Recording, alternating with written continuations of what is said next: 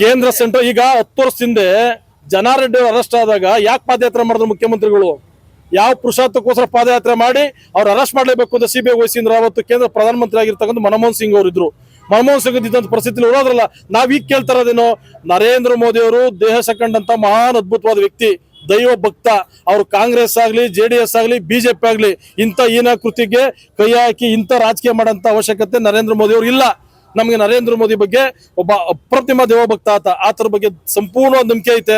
ಅವರು ಅಷ್ಟೇ, ಅವ್ರು ಯಾವ್ದೇ ಕಡೆ ಕೃತಿಕ ಅವರು ಇಂಥ ಸಿಡಿ ಮುಂದಕ್ಕೆ CC ಬೇರೆ ಹೇಳ್ತಾರೇನ್ರಿ?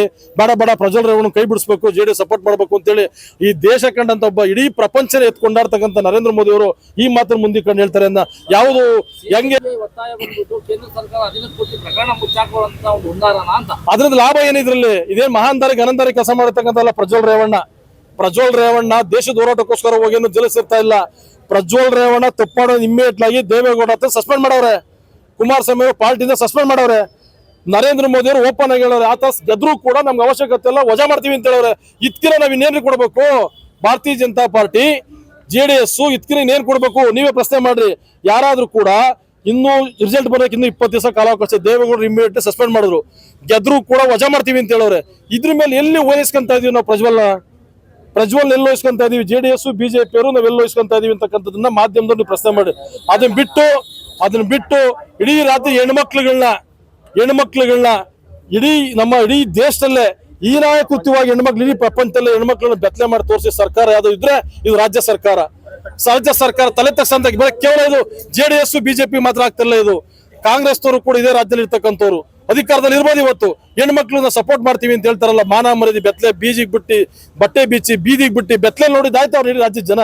ಈಗ ನೀವು ಎಷ್ಟು ಕೋಟಿ ದುಡ್ಡು ಕೊಟ್ಟರು ಕೂಡ ಅದಾಗ ತಹಸೀಲ್ದಾರ್ಗಳವರಂತೆ, ಸಬ್ ಇನ್ಸ್ಪೆಕ್ಟರ್ಗಳವರಂತೆ, DYSPಗಳವರಂತೆ ಹೆಂಗವರು ಈ ರಾಜ್ಯ ಸರ್ಕಾರದಲ್ಲಿ ಕೆಲಸ ಮಾಡ್ಲಿಕ್ಕೆ ಸಾಧ್ಯ?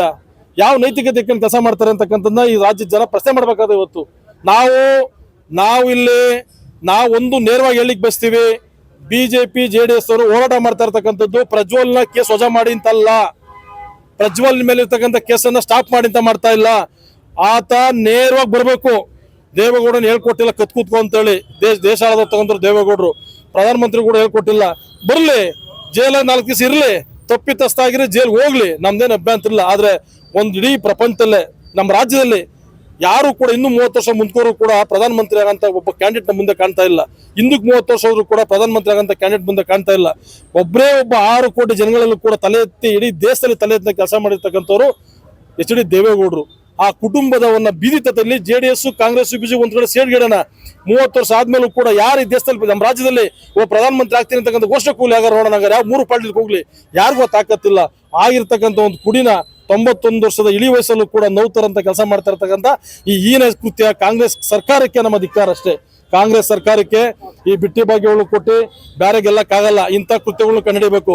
ಎಲ್ಲರಿಂದ ಬಿಡೋದು ಹೇಳಿದಲ್ಲ, 75% ಆತ್ಮಸಾಕ್ಷಿ ನದಿದ್ರೆ ಭಗವಂತ ಮೇಲೆ ಪ್ರಮಾಣ ಮಾಡ್ಲಿ, ಮಂಜುನಾಥ ಮೇಲೆ ಪ್ರಮಾಣ ಮಾಡ್ಲಿ.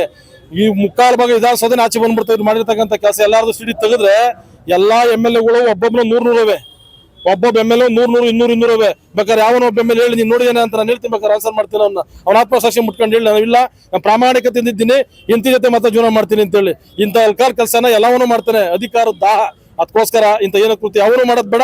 ಈ ಸರ್ಕಾರಕ್ಕೆ ಇವತ್ತಲ್ಲ ನಾಳೆ ಒಂದಲ್ಲ ದಿನ ಈ ಅಧಿಕಾರದ ಈ ಜನ ಕೆಳಗಿಳಿಸಿ ಸರಿಯಾದ ಬುದ್ಧಿ ಕಲಿಸ್ತಾರೆ ಅಂತ ಹೇಳಿಕ್ ಬಯಸ್ತೀನಿ.